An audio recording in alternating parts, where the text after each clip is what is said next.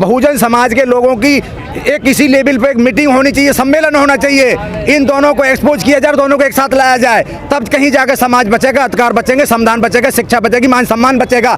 नहीं तो जो पहले जो मनुवादियों ने हमारा देश का हाल बना रखा था, वो हाल बनने में बहुत ज़्यादा देर नहीं है। संविधान को खत्म कर दिया, नई संसद बना ली, बाबा साहब को वहाँ से बाहर कर दिया, धीरे धीरे हमारे अधिकार और शिक्षा सब चली जाएगी, मान सम्मान सब चले जाएगा। मनुवादियों के पीछे आप गुलाम बनकर चलते रहना, और यही तुम्हारी औकात है अगर नहीं समझे तो। अरे भाई, बोलने की हिम्मत नहीं रख सकते तो कम तो सुनने की हिम्मत तो रखो।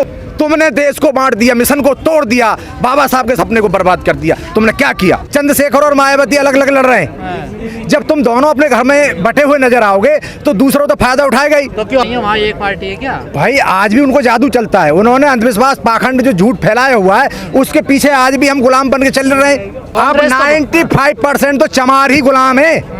हम दूसरे पे उंगली क्यों उठाए? अपने घरों में जाकर देखो, उससे पहले अपने गलेबान में झांक कर देखो, कौन होली नहीं मनाता, दिवाली नहीं मनाता, रक्षाबंधन नहीं मनाता, कौन नौ दुर्गा नहीं मनाता, किसके घर में भगवान रखे हुए नहीं है? भैया अपने घरों पहले दुरुस्त करो। बाबा साहब इसी चीज को लेकर करना पड़ता है ना। देखिए इन्होंने कुछ करना नहीं है, राजनीति हमारी सिर्फ दिखावे की रह गई है। हर जहाँ भी जाकर देखोगे इनमें फूट पड़ी हुई है, आपस में एक दूसरे की टांग खींचते हैं। इतना मतभेद तो मैंने समझ लिया होता है, लेकिन यहाँ तो मनभेद है, एक दूसरे गाल ठोकने को तैयार है। तो मिशन बाबा साहब को जो इन्होंने मिटाया है इसके लिए खुद जिम्मेदार है। 5 राज्यों के चुनाव से मैंने अभी एक वीडियो में ऐसे ही बोल दिया था, मुझे धमकी आने लगी, तुमने बहन जी को ऐसे क्यों बोलो, चंद्रशेखर को ऐसे क्यों बोला। अरे भाई, बोलने की हिम्मत नहीं रख सकते तो कम तो सुनने की हिम्मत तो रखो। तुमने देश को बांट दिया, मिशन को तोड़ दिया, बाबा साहब के सपने को बर्बाद कर दिया। तुमने क्या किया? आज जितने भी सफेद भूत घूम रहे हैं सिर्फ मतलब और लालच की नजरों से घूम रहे हैं। उन्हें सिर्फ अपना स्वार्थ दिखता है, समाज का भला उन्हें किसी को न किया है न करेंगे। करके कांसी राम, मान्यवर कांसी राम पूर्ण समर्पित थे, उसी मिशन की बदौलत आज हम यहाँ खड़े हैं। जिन्होंने मिशन चलाया, पार्टी बनाई, बहन जी को बड़े उच्च लेवल का, राष्ट्रीय लेवल का नेता बनाया। आज ये जो सफेद कपड़े पहनकर घूम रहे हैं, आज ये समाज के लिए कुछ नहीं कर रहे। मैं आपको बताऊं पत्रकार महोदय, आप इनके किसी भी प्रोग्राम में जाना, कहीं भी चले जाना, अम्बेडकर भवन चले जाइए, वहाँ भी इनके 3 ग्रुप हैं। जिस भी मैं पार्क में किसी भी मैं जाता रहता हूँ, जहाँ भी मैं देखता हूँ उनके हमेशा वही खिलाफत वाली बात, लड़ने वाली बात, मन मुटाव वाली बात, मनभेद वाली बात। कभी भी इन्होंने, जब हम ये कहना चाहते भाई तुम भी समाज के लिए समर्पित हो, तुम भी समाज के लिए समर्पित हो, फिर संगठित होकर लड़ाई क्यों नहीं लड़ी जा सकती है? मतलब लालच, मतलब अपने अंदर अहंकार, मतलब अपने अंदर लोभ। जब समाज के अंदर ये कास्ट में भी तो हजारों पार्टियां, हजारों संगठन हैं, वो भी तो उनका मिशन संगठन को हम कभी भी नहीं पहुंच सकते। उनके पास पैसा है, उन्होंने जिस समय देश आज़ाद हुआ उन्होंने उसी समय कसम खा ली थी हम संविधान को नहीं मानेंगे और इस आज़ादी को भी नहीं मानेंगे। आज उन्होंने अपनी आज़ादी अपने तरीके से ले ली, संविधान को खत्म कर दिया, नई संसद बना ली, बाबा साहब को वहाँ से बाहर कर दिया, धीरे धीरे हमारे अधिकार और शिक्षा सब चली जाएगी, मान सम्मान सब चले जाएगा। मनुवादियों के पीछे आप गुलाम बनकर चलते रहना, और यही तुम्हारी औकात है अगर नहीं समझे तो। ये जो 4 राज्यों के चुनाव नतीजे आए हैं, इसमें कौन है जिम्मेदार, किसे जाएगा हार कसरे? इसके लिए दोनों हमारे जो समाज के जो अपने आप को जो लीडर बने फिर रहे, मैंने हमेशा मन से यही कहता रहा कि भाई दोनों एक हो जाइए। बहन जी, जब आप राष्ट्रीय नेता हो, मैच्योर हो और आप समझदार हो, आपने राज किया है देश पे, यूपी पे, तो आपने ही उसको बुला के नहीं समझा बुझा के अपने साथ मिला लो उसको, तो कम तो मेरे समाज की लड़ाई तो बच जाएगी। मिलने के लिए तैयार है। देखिए अगर यदि नहीं होगा एक्सपोज तो किया जा सकता है उसको। हम उसको इतना बदनाम कर देंगे कि ये नहीं मानना। बहन जी तो मान रही है, बहन जी तो उसको सम्मान दे रही है। ने तो कहा ये काम करिए। देखिए भाई, हम ये कहते हैं क्यों लड़ा अलग, आप उसको बुला के नहीं है, बड़े मन से कहिए बुलाए।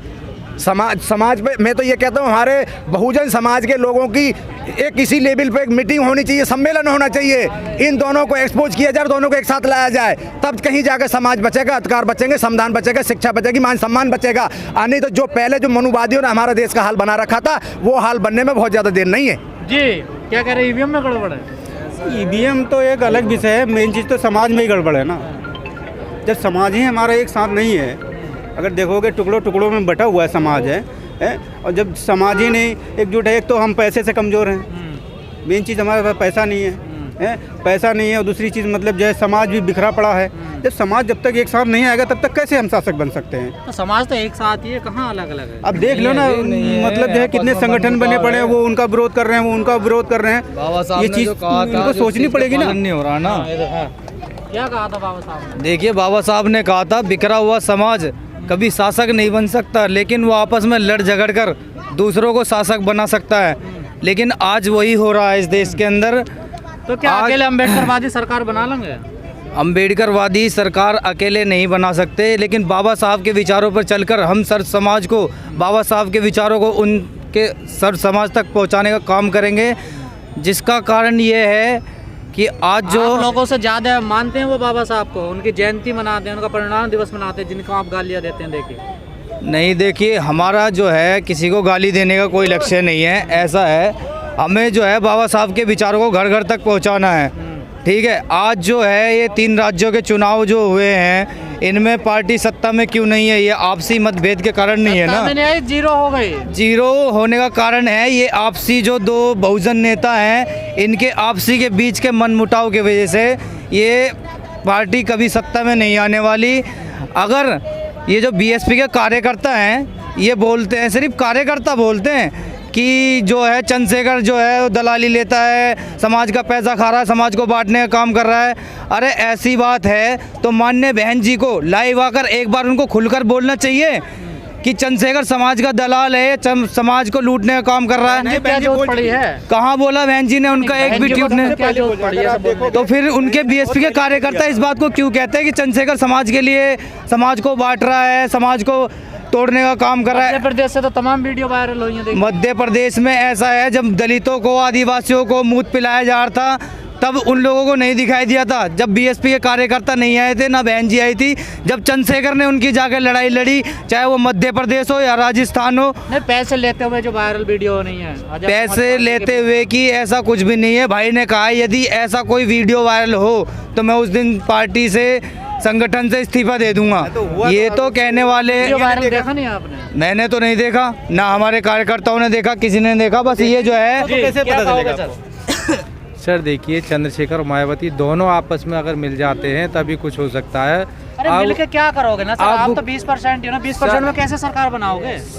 सर जब 15% सरकार बना सकते हैं तो 20% क्यों नहीं बना सकते? 65% वो पिछले कहाँ छोड़ दिया आपने? पिछड़े तो हमारे साथ रहेंगे ना। हाँ, तुम्हारे साथ है। क्या बात कर रहे हो? वो हिंदू आज के समय में जो जितना भी दलित है वो जाग चुका है। बताना जरा, और जो पिछड़े वाले नेता है या अगले वाले नेता है, सबको ये पता है कि पिछड़ों की सरकार चल रही है देश में। सर पिछड़ों की सरकार नहीं चल रही, सरकार तो मनुवादों की चल रही है। मोदी जी पिछड़े नहीं हैं? नहीं, मोदी जी पिछड़े होते ना तो पिछड़ों के लिए काम करते, उनको आरक्षण दिलाते, उनका आरक्षण नहीं छीन लेते, उनको नौकरियां दिलाते, नौकरियां नहीं छीन लेते, सारा कुछ प्राइवेटाइजेशन नहीं कर देते, सारा कुछ बेच नहीं देते।